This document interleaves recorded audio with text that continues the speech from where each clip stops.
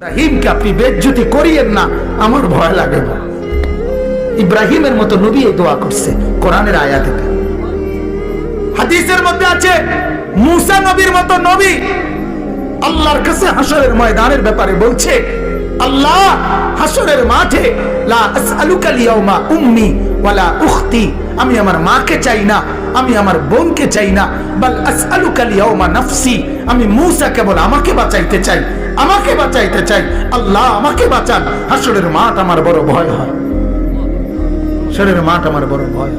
আল্লাহর নবী সাল্লাল্লাহু আলাইহি সাল্লাম বলেন, ইয়াকুব নবী নিজের চোখে দেখবে ইউসুফ নবী ওনার ছেলে দাঁড়াইয়া আছে সামনে, এটা সেই ইউসুফ যার জন্য দুনিয়ায় কাঁদতে কাঁদতে চোখ সাদা বানায় লাইছে।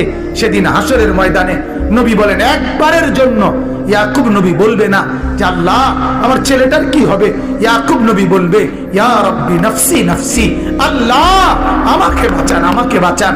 ওরটা ও বুঝবে, আমারটা আমি বুঝতেছি। এটারে হাসরের মাঠ বলে। বাজার এই মুসলমান, আল্লাহর নবী সাল্লাল্লাহু আলাইহি ওয়াসাল্লাম হাসরের ময়দানের ব্যাপারে এতটা নবীজি নিজেও চিন্তা করতেন। আপনারা সবাই শুনছেন, জানেন, 5 ওয়াক্ত নামাজের পরে উলামায়ে কেরাম থেকে জিজ্ঞেস করে দেখেন, 5 ওয়াক্ত নামাজের পরে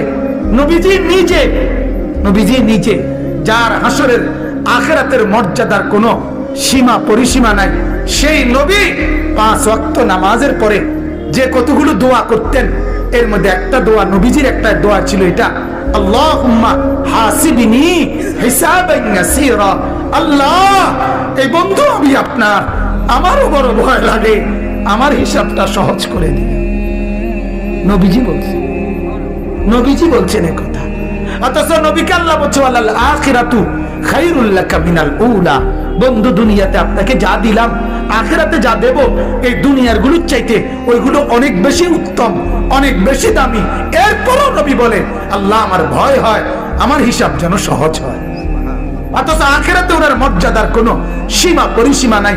আল্লাহ তাআলা হাদিসে কুদসিতে বলছে, বন্ধু হাসরের মাঠ আমি আপনার মাঝে আর আমার মাঝে ভাগ করে নেব, কাসামতুল কিয়ামাতা বাইনি ওয়া বাইনাক, আমার মাঝে আর আপনার মাঝে কিয়ামতের দিনটাকে আমি ভাগ করব। আনা মালিকু ইয়াউমিদ্দিন আনতা সাহিবু ইয়াউমিদ্দিন, আমি হব কিয়ামতের দিনের মালিক, আপনি হবেন কিয়ামতের দিনের বাদশা।